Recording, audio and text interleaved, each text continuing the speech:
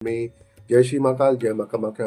मित्रों, आज की वीडियो में जानकारी लेके आए हैं कि ये उतारा क्या होता है। जैसे कि सबसे आप समझ सकते हैं कि उतारा मतलब किसी चीज़ को उतारना, यानी कि उतारा करने का मतलब होता है शरीर से किसी नकारात्मक शक्ति को, तंत्र को या किसी क्रिया को काटने के लिए उसको उतारने की विधि को उतारा कहते हैं।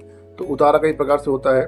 उतारा के लिए जैसे कुछ लोग क्या जो है, अगर वैष्णव पंथ की बात करें तो ज़्यादातर जो है लौंग का इस्तेमाल होता है, नींबू का इस्तेमाल होता है, नारियल का इस्तेमाल होता है और बहुत वस्तुएं होती हैं जिनके माध्यम से नकारात्मक शक्ति को उतारा जाता है। तो चलिए देख लेते हैं कि क्या क्या विधियाँ रहती हैं। सबसे पहले बात करते हैं कि ये मंत्र सिद्धि क्या होता है। ठीक है, तो क्या होता है कि जब तक कोई मंत्र सिद्ध नहीं होगा तब तक व्यक्ति उतारा नहीं कर सकता है। आप सोचो कि आप खुद उतारा कर लीजिए, उतारा नहीं संभव है, तो मंत्रों को जागृत करना पड़ता है। मंत्र कई प्रकार के होते हैं, वैदिक मंत्र होते हैं, शावर मंत्र होते हैं, तांत्रिक मंत्र होते हैं। तो ज़्यादातर आपने देखा होगा कि गाँव में और जो है ग्रामीण क्षेत्रों में और जो बहुत सारे लोग बैठते हैं, बैठका लगाते हैं, वो क्या करते हैं, कोई मंत्र पढ़ते हैं और उसको जो है फूंक मारते हैं और लोगों को उसको खिला देते हैं, लौंग खिला देते हैं, वो ठीक हो जाते हैं, या झाड़ा मारते हैं। ये कैसे संभव है? क्योंकि उन्होंने या फिर उनके गुरुओं ने उनको मंत्र दिया होगा या उन्होंने स्वयं से जो है उस मंत्र को अधिक बार जाप किया होगा। तो ये आज से नहीं है, ये बहुत पुराने समय से, काफ़ी लंबे समय से चला आ रहा है। कुछ लोग जो है सांप का उतारने का मंत्र जानते हैं तो सांप का उतार देते हैं, बिच्छू काटने का मंत्र उतार देते हैं और बहुत सारे सावर मंत्रों का इस्तेमाल जो है जन कल्याण करुण किया जाता है। झाड़ने का मंत्र होता है, वो भी मंत्र होता है। तो हर जो है बिच्छू का, सांप का और हर प्रकार के, जैसे बाई का हो गया था जो है, बहुत हर रोगों का इलाज के लिए अलग अलग शाबर मंत्र होते हैं और बहुत सारे मंत्र भी होते हैं। तो ये सब जो है परंपरा चली आ रही है। और अब बात करते हैं कि जो है कुछ लोग क्या करते हैं कि देखा होगा कि कुछ लोग मंत्र को पढ़ के झाड़ा मारते हैं। ठीक है, और मंत्र पढ़ते हैं, उसके बाद किसी, जैसे लौंग हो गया या किसी नींबू हो गया, उसमें क्या करते हैं, फूंक मारते हैं, उसको दूसरे जो व्यक्ति पीड़ित होता है उसको खिला देते हैं। तो चाहे वो बीमारी हो या कुछ भी प्रॉब्लम उसको हो रही हो तो वो ठीक हो जाती है। तो ऐसा इसलिए होता है क्योंकि मंत्र की ऊर्जा वहाँ पे काम करती है।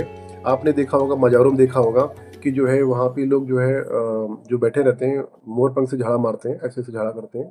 क्या है? ये ऊर्जा ही तो है एक तरह से। ये ऊर्जा है, सकारात्मक ऊर्जा है, जिसकी वजह से लोग ठीक होते हैं। आपने देखा होगा कि जो हमारे मुस्लिम भाई हैं वो मस्जिद में जाते हैं, नमाज़ पढ़ते हैं, नमाज़ पढ़ने के बाद फिर जो है बाहर आते हैं तो वो फूँक डालते हैं तो लोगों को आराम मिलता है। ऐसा क्यों होता है? क्योंकि वो ईश्वर का, अपने अल्लाह का ध्यान कर रहे हैं और उनकी ऊर्जा से लोगों को लाभ मिल रहा है। देखिए, कहने के लिए सब एक हैं, सब ईश्वर एक है, कुछ अलग नहीं है इस संसार में। सब जो है, कोई राम कहता है, कोई रहीम कहता है, सब एक ही ऊर्जा है, सब एक ही है, लक्ष्य एक है, जीवन लोगों का कल्याण करना, लोगों का मंगल करना। अब बात करते हैं कि जो है कुछ लोग क्या करते हैं कि मंत्र पढ़ के जो है जल को फूंक मारते हैं तो जल अभिमंत्रित हो जाता है। और आपने देखा होगा बहुत सारे चौकों में, बहुत सारे दरबारों में जल को अभिमंत्रित करके दिया जाता है और जो व्यक्ति उसको जल को पीता है वो ठीक हो जाता है। और जैसे मैं काशी की बात करूं तो काशी में बाबा कीनाराम का जो है समाधि है वहाँ पर, और बाबा कीनाराम जो है वहाँ पे समाधि है, तो वहाँ क्रीम कुंड का जल है। तो उसकी मान्यता ये है कि जो है क्रीम कुंड में अगर रविवार और मंगलवार कुल मिला के 5 दिन अगर किसी ने स्नान कर लिया, उसका जो भी समस्या होगी वो दूर हो जाएगी। और क्या करते हैं, जो व्यक्ति पहली बार वहाँ पे क्रीम कुंड में स्नान करता है वो कपड़े वहाँ पे छोड़ देता है, ऐसी मानता है, और नए कपड़े वहाँ से पहन के आता है। मित्रों, आपने देखा होगा कि बहुत जगह पर चौकी लगती है, जहाँ बहुत जगह दरबार लगते हैं। और जो है क्या होता है कि जो भी साधक होता है, जो भगत होता है, उसको जो है देवता वचन देते हैं कि इस दिन, जिस दिन आप बैठक लगाएंगे उस दिन हम आएंगे और लोगों का मंगल करेंगे। जैसे हनुमान जी का दरबार हो गया तो हनुमान जी का दरबार जो साधकों का भगत होता है वो मंगल को लगाता है, शनिवार को लगाता है। और जो माता का भगत होता है वो शुक्रवार को लगाता है, क्योंकि जितने भी हमारी माताएं हैं, जितने भी दिव्य माताएं हैं, उनका दिन शुक्रवार होता है। यानी कि हर देवी की उपासना के लिए शुक्रवार दिन उत्तम रहता है। और जो शंकर जी के भगत होते हैं वो सोमवार को दरबार लगाते हैं। और मैं अपनी बात करूं तो जो मेरे वचन ऐसे रहे हैं कि जो है काल भैरव बाबा के ऐसे वचन रहे कि मेरे साथ हमेशा रहते हैं। अब उनको, उनकी सिद्धि कह लीजिए, उनका अंश कह लीजिए, 24 घंटे मेरे साथ में रहता है। तो कभी भी जो है व्यक्ति मेरे पास में लोग आते भी हैं और पूछा लेने के लिए, कुछ समस्या के लिए आते हैं, तो मेरा 24 घंटा खुला रहता है। माता बंगलामुखी जब मेरे साधना चल रही तो मैंने माता बगलामुखी साधना की, तो माता बगलामुखी ने मुझे वचन दिया कि आपके प्राणों की रक्षा मैं करूँगी, आपको कभी भी कुछ हानि नहीं होगी।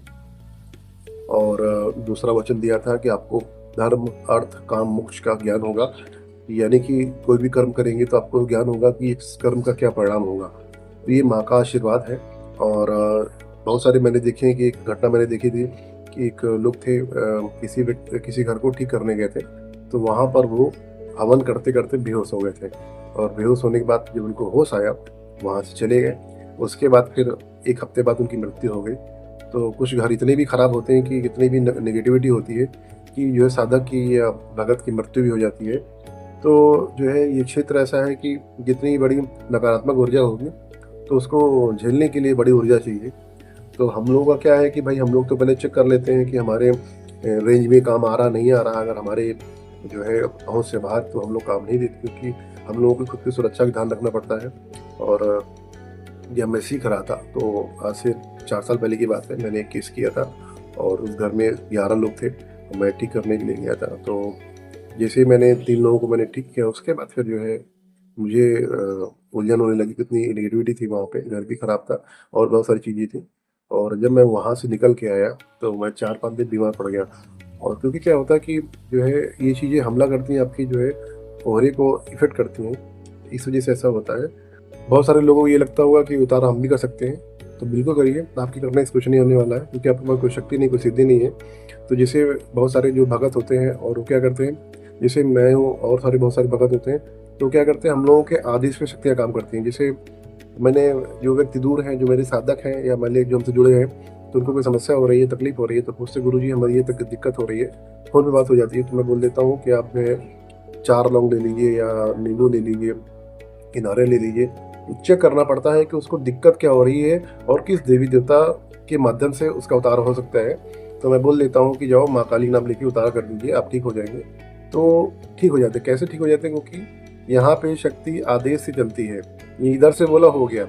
तो ये कब होता है? जो व्यक्ति स्वयं सिद्ध होता है, जिसके पास शक्तियाँ होती है, जो सिद्ध पुरुष होता है। और बहुत सारे जो है सिद्ध पुरुष हैं और जो है जो जनकल्याण काम कर रहे हैं, जिनके करने से होता है। और जो है ये इस तरह से शक्तियाँ काम करती हैं, यानी कि वाणी से, कंठ से जो वाक्य निकलता है उसके हिसाब से जो है शक्ति काम करती है। और जो व्यक्ति मुझ तक आते हैं तो उनको मैं सामने से ठीक करता हूँ। तो ये सब प्रक्रिया चलती रहती है। और तो मित्रों, ये था उतारे के बारे में जानकारी। और कोई प्रश्न हो तो प्रश्न पूछिए और भक्ति करिए, ईश्वर का ध्यान करिए और जीवन का कुछ समय पूजा पाठ के लिए निकालिए। कम से कम जाने से पहले कुछ इतना आप पूजा कर लीजिए, इतनी भक्ति कर लीजिए कि आपको ये अफसोस ना हो कि इस जन्म में आके हमने किया क्या है। और मरने से पहले कम से कम आत्मसंतुष्टि हो कि हमने थोड़ी सी पूजा की, थोड़ा सा ईश्वर को ध्यान किया है। तो मिलते हैं नए वीडियो में। जय श्री महाकाल, जय माता।